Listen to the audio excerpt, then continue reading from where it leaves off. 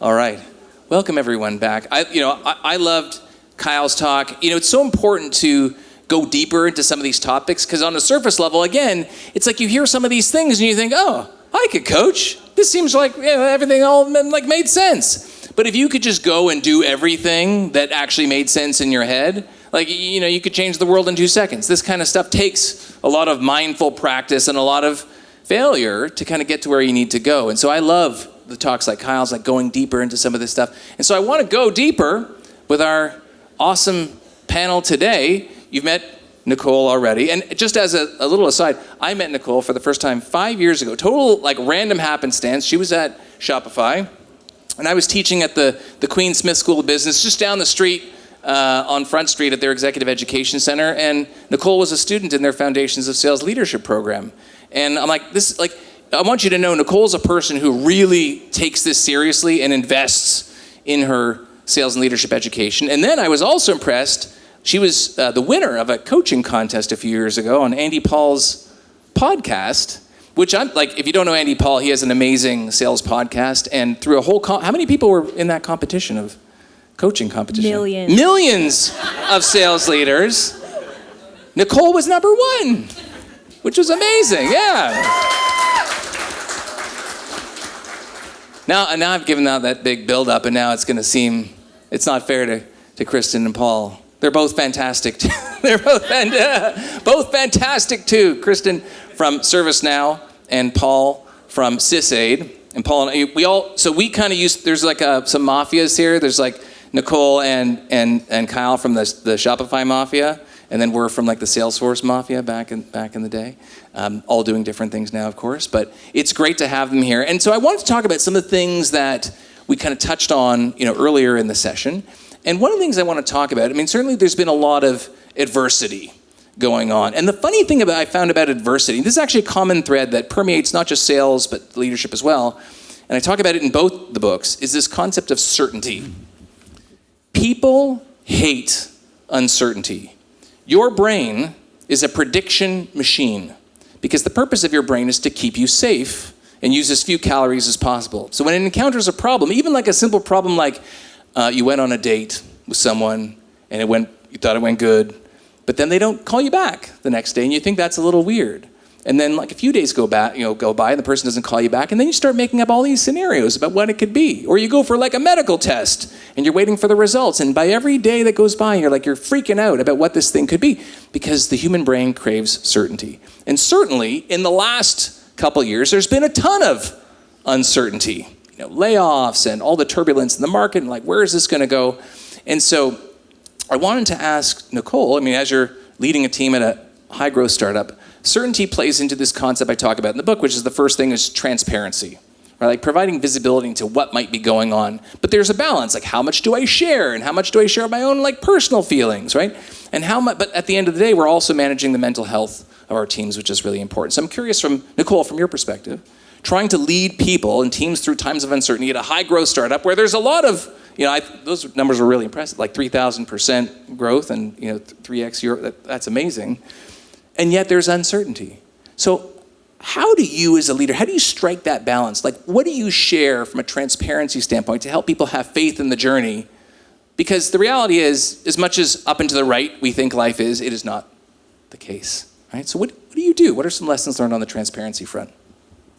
Yeah, I spoke about this a little bit in my talk. I think the biggest piece is startups are hard. The market hasn't been the best in the last few years.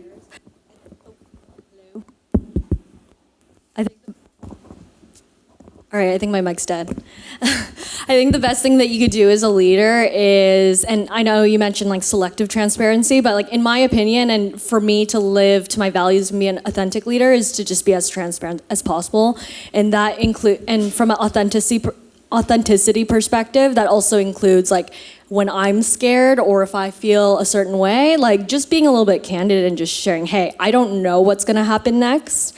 But again, being objective as you can and removing yourself from the emotion after you acknowledge the feeling and then just share what the game plan is. And that's what your team looks for in a leader. It's okay, great, we've acknowledged this, but what's next? And again, I've been in it a few times, and again, during the pandemic, retailers, mom and pop shops at Shopify, right? We didn't know what was going to happen to our business line in general. But the biggest thing was just acknowledging that, hey, I don't know what's next, but okay, let's figure out how we can get stronger from this and just pivot our messaging. So yeah, I think it's lead with transparency, but then pivot to, okay, what are we going to do about it?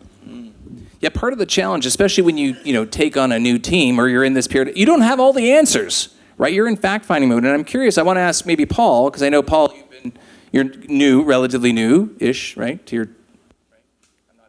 To what? To your job? No, Yes. To your company. Yes. To your, Yes. to your Yes. company. Very new. 64 days, 63 days. 64, Yeah. counting day by day. And, okay, I don't know if this is working. And I know there's a lot of folks in the audience who are leaders who are kind of, first time at their company. Some are like the first week, second week. And so I'm curious, you've obviously been managing teams for a long time. What do you think when you step into like a new team? How do you create that affinity and transparency? Given that, there's a lot of things that you're just getting used to as well. Yeah, it's a good point. And I think one of the things we talk about feedback and feedback that we've given or that we've received. And this stands out for me because I got feedback one time. We always think of feedback as positive and we all want to embrace it and move forward. I got some feedback one time that I didn't necessarily agree with. And, so I went to my team and I asked my team, I said, listen, I got this feedback about how I'm interfacing with my teams. I'm like, what would you like?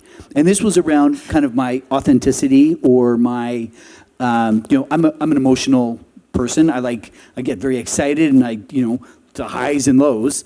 And so I asked my team on how they would want to be seen, how I would be seen by them in terms of, the highs and the lows. And they said, Paul, we want to, when things are good, we want to know that things are good. And if things aren't so good, then we want to know that too. And so, that was one of the first things I asked the team, the new team, is hey, do you guys want to know when things are good and you want to know when things are bad? And now I don't take them on the full roller coaster, right? There's a K to 8 version of it, and so, but it's asking for their permission and to kind of tell them, how it is, right? And I think that leads to the authenticity and transparency.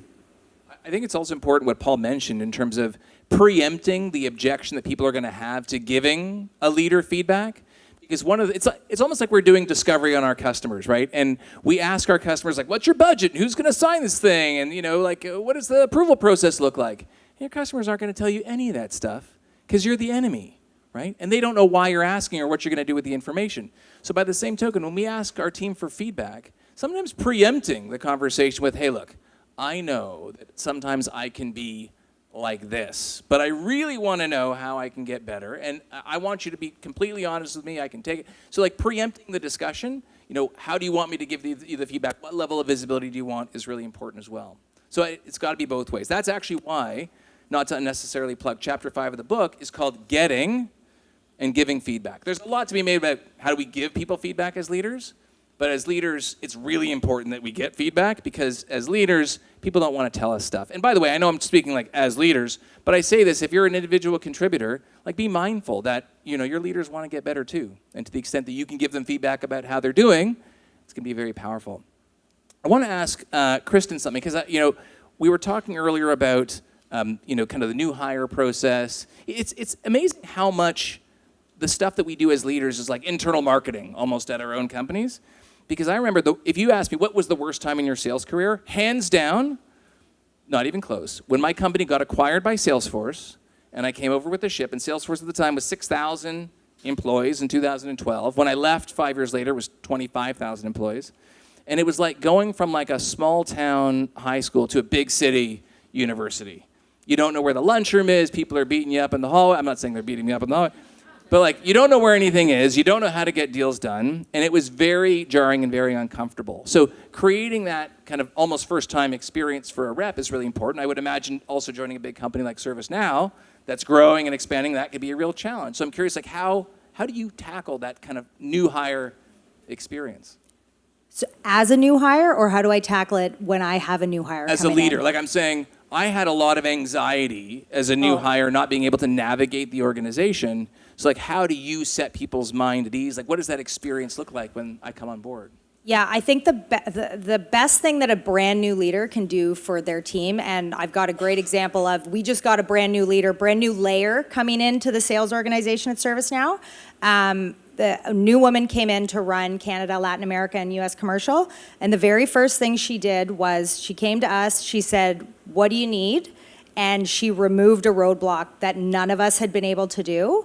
Like instantly. And we gave her a very, it wasn't, I wouldn't say an easy task, but it was, hey, for our marketing budget, we have to spend all this money on our own events, whereas, this different team doesn't, and we need you to fix that. And she did it quickly, and that immediately, it did a couple things. Number one, it showed us, okay, she can get stuff done, so that's great.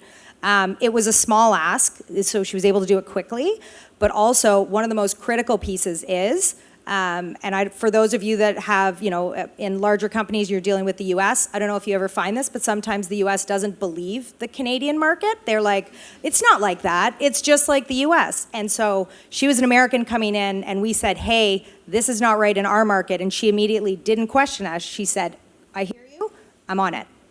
So I would say that those are, as a leader, if you can look for ways to move a very small obstacle for your team, it builds trust, it shows that you believe in them, and also it helps just build that brand that you can get stuff done. It's the number one thing. I refer to this, I have a whole chapter on it, protecting and advocating. If anyone's ever seen Simon Sinek's TED Talk, Why Good Leaders Make You Feel Safe, I actually talk about that in the book. It's exactly like that. It's, we spend so much of our lives in uncertainty that when we feel that circle of safety, when we feel seen, that we feel taken care of, we unleash this next level of discretionary effort. And all it takes is just a question. Like Cristin was saying, what's one thing, I call this the one kind of question advocacy builder in the book, what's one thing I could do to clear the roadblock for you? And I'm curious, I'm going to throw this to Nichole, because sometimes when we ask our team what roadblocks we can clear for them, we hear things that we weren't expecting to hear. Right? And by the way, I hear this a ton. These big companies where you have, the Canadian division, a lot of the leadership's time is spent educating the U.S. counterpart, this is how life works here north of the border. So I totally get that. So I'm curious, Nichole, have you ever, trying to ask the question of your team, hey, what's one thing I could do to clear these roadblocks for you? And maybe you heard something that was something you weren't expecting to hear. Candidly, actually asking the one thing in my one-on-ones with either ICs or my leaders is actually something that I like to do always. And candidly, it's because you don't know. Sometimes you do get surprised. And if you listen to your people, it's kind of a part of, again, one of my values, which is servant leadership. Because if you unblock roadblocks for your people, you typically see the results at the end of the day. I'm trying to think of an example of something I was surprised by, but I feel like I literally can't think of one because I make it a practice to ask it in every one-on-one. And look, even asking often, that's so important because as leaders, or just think about it in general, we don't change when our behaviors change. We change when our behaviors are perceived by others to have changed. And one of the keys to doing that is frequency. Asking often. It doesn't mean being like a broken record. Okay, what this week, what's one thing I can do? Sometimes, and I'm curious if anyone does this, there's often a role reversal type of question. I say this for the leaders, but I also say this for the individual contributors to consider. Because it's very easy when you're an individual contributor to say my manager sucks at this, or this sucks, or that sucks. Not with these folks up here. But, the role reversal question of if you were me, what would you do? Right? We're dealing with this. Does anyone ever use that role reversal question? I love that question, particularly now being in second line, to go to an IC and say, well, here's what we're thinking, and it kind of goes to transparency as well. If we're talking about, we're going to remodel how we go to market in Canada. We're going to change up the sales teams. We're thinking about verticalization. We're thinking about public sector. And then taking that question to individual contributors and saying, well, what would you do? What would you do with your region if you were me? And I had a number of conversations throughout, the back half of last year, and one of the moves we did was from a direct result of an account executive saying to me, I find it strange that I report into Quebec. At every other company, he's in the Atlantic provinces, and he's like, at every other company, I've always reported into Ottawa or Toronto. Like, I don't speak the language, he doesn't speak French. He's like, it's harder to be part of the team. And it was that feedback that I was like, well, maybe we should think about that. You don't see everything. It's funny, you always use this analogy. My parents would always say, if we want to know anything about what's going on in your house, we'll take your kids out for ice cream, and they will tell us everything, right? So doing these kinds of skip levels, you'll learn things that you don't learn otherwise. So if you're a second level or above, doing these skip levels are very important. And if you're a first line leader, kind of nudging your second levels to say like, hey, can you take my kids out for ice cream and, see what they tell you? So I want to throw back to Paul here for a second, because I know, Paul, you've been at this for a long time. And one of the things that we used to say at Salesforce in the small business segment was that there was such a high turnover of reps, in a good way. Reps were always coming in, being promoted up. So you only had them, especially the good ones, for a short amount of time. And so you're always, and I remember you, Paul, you said this to me, you said, we're always in basic training.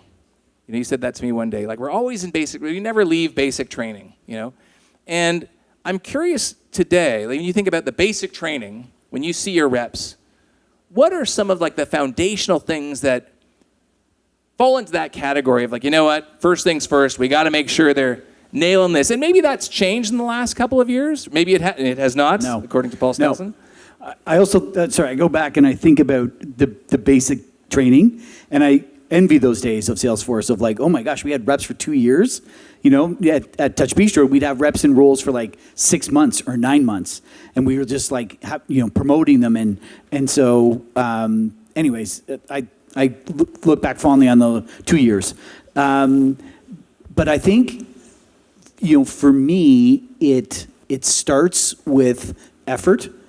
That's the baseline. That's the non-negotiable. It's also the non-coachable, right? Like, that's the condition of employment. You got to put in the effort, which is activities, right? For anybody that wants to know, you've got to have that, and then from there, you can start to then look at some of the basic stuff, right? Because without effort, we don't know whether there's a value proposition delivery issue. We don't know whether there's a negotiation challenge or what have you. So we need those details. So that's the non-negotiable, like, baseline. I remember there was a sales TO, maybe this is 2017 or so that we did, where this question came up, and now I'm having like the mental flashback. And where I always go to this, sometimes there's a rep who says, but you know what, Paul? I can work smart. I don't need to work hard. Like, I've nailed it. Like, I don't want to like put in the reps and make the calls. And I secretly root for reps like that. Like, that's my happiest day when, as a leader, you can come to me and say, hey, David, I figured it out. I don't have to work hard anymore. I'm going to work smart. And I always go, you remember the movie Good Will Hunting? This is the exact example I remember in 2017. I gave this example. So there's a scene in Good Will Hunting where the Ben Affleck character says to Matt Damon, who's like this genius, who's kind of wasting his life away as a construction worker. He says, you know what the best part of my day is? When I come to pick you up to go to work, and I'm walking from my car the 10 steps to your house, and I think you're going to have left. You're going to have taken off to a better life without a word, no nothing. And I always think about that quote, and I say, look, reps, my happiest day is when you come to me and you say, David, good news. I don't have to work hard anymore. I figured it out. But had I not seen the data at scale, at companies like Salesforce, the correlation was very clear. The reps who put in the reps did better for lots of reasons. The learning, the repetition, it's so important. So I 100% agree. Okay, we got a couple minutes left or we're going to get the hook. Okay, I'm curious, I'm a big fan, if you haven't noticed already, and I love that the leaders so far have been talking about this, the concept of the one thing. One thing. This is actually a book. It's called The One Thing, The Surprisingly Simple Truth Behind Extraordinary Results. I love the one thing. I love the focus it brings. And so I think, okay, you have all these leaders here at different kinds of companies at different stages trying to grow their business. And I think about, like, what's the one thing for them? Like, the one thing that they're focused on in their business, almost to the exclusion of everything else they could be focused on, because that one thing is going to help them grow faster. I'm curious, Nichole, I'll put it to you. What is, you can only say, there could be lots of things, I get it. But like, what is the one thing that you're focused on in terms of the growth of your company? As of right now, it's securing the best talent. I'm trying to build a world-class sales team. So folks that have all the traits that were mentioned in all these talks, that's really what I'm looking for. Again, like we have a good problem at Relay right now where we're trying to catch up to the funnel from a PLG motion. So again, just what makes the business is talented people. So that's it for me. Couldn't agree more, 100%. And good people are hard to find, absolutely. Cristin, what do you think? Number one. So my one, I'm going to say something different because we don't all just want to say people the whole time. But I'd say the one thing that I'm maniacally focused on with my team is focusing on the C-suite. So for those of you that don't know kind of the history of ServiceNow, we've become wildly successful selling to director levels for ITSM solutions, and we can do so much more. And so we are now, I think, trying to take a page out of Salesforce's book to try to start to the top and sell down, as opposed to we didn't have to get to where we need to. So it's changing that mindset is kind of the one thing I would say we're maniacally focused on right now. Calling high is really hard for all the reasons we talked about. It's scary. I don't know what to say. I've never done their job before. But it can absolutely shortcut a lot of the sales cycles if you get to the right person and say the right things with the right amount. I love that Nichole also mentioned conviction too. Super important. Paul, what would you say? Number one. I've had enough time to combine 14 things into one thing. I would say the one thing, which happens to be a lot of the topic tonight, is coaching. Of like, how do we instill a higher level of a coaching mindset at the company? And like coach first, right? It's different, right? At Touch Bistro, when we just built it it was woven into the fabric of what we were doing. And here it's a little bit different. This is an existing company. It's 22 years old. There's an existing team that's in place. And so kind of breaking that down and reintroducing it into the fabric is the one thing. Love it.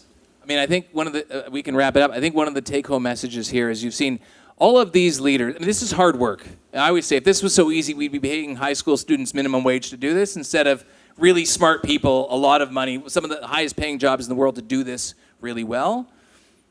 Not everyone wants to be good, unfortunately, at this job. But in this kind of environment, with these kinds of leaders, if you want to be successful, you have to be good. You have to take it seriously. This is a real thinking person's profession.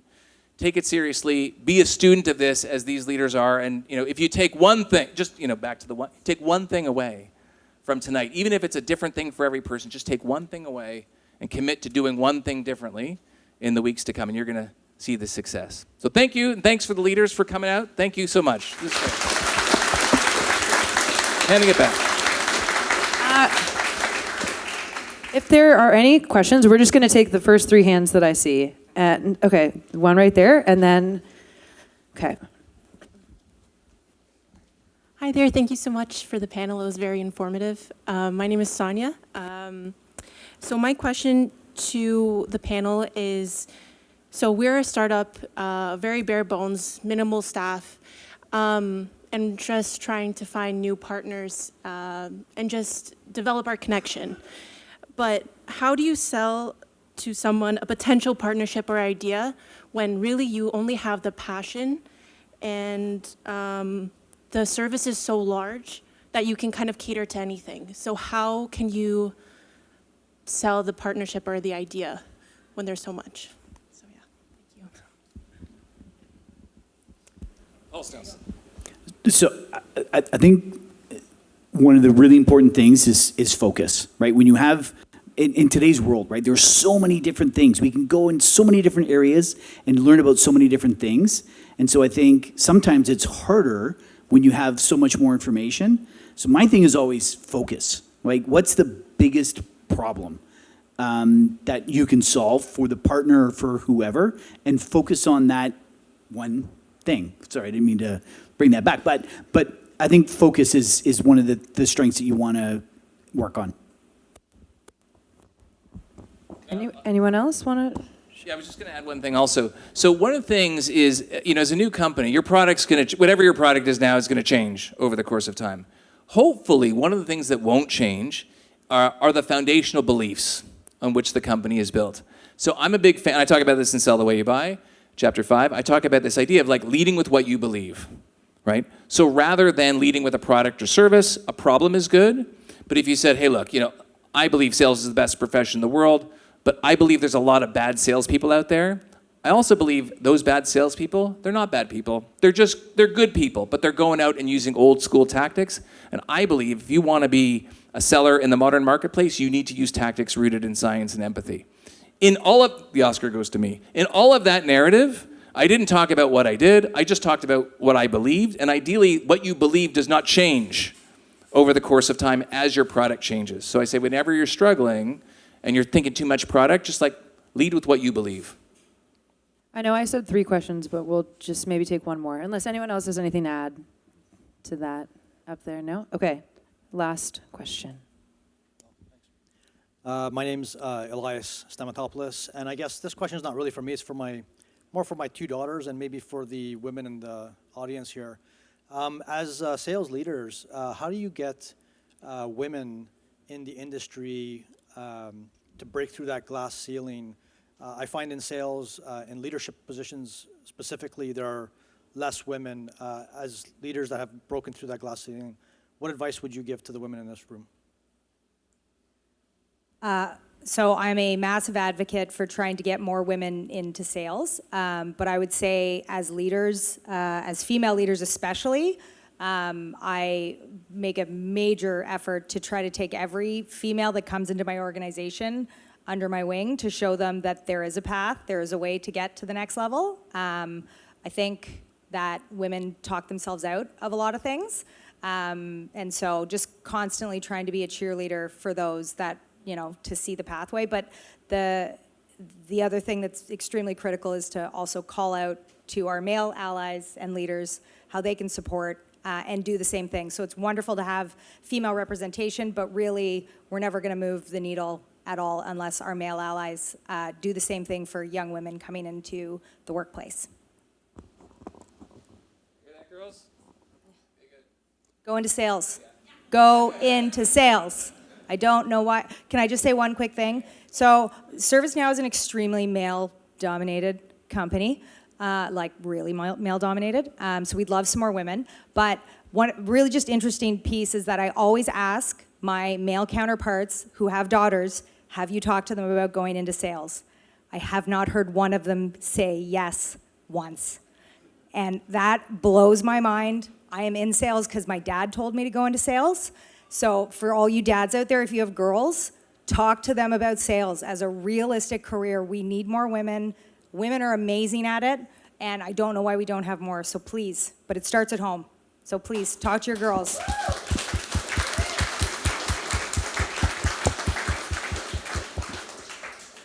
Preach, Cristin.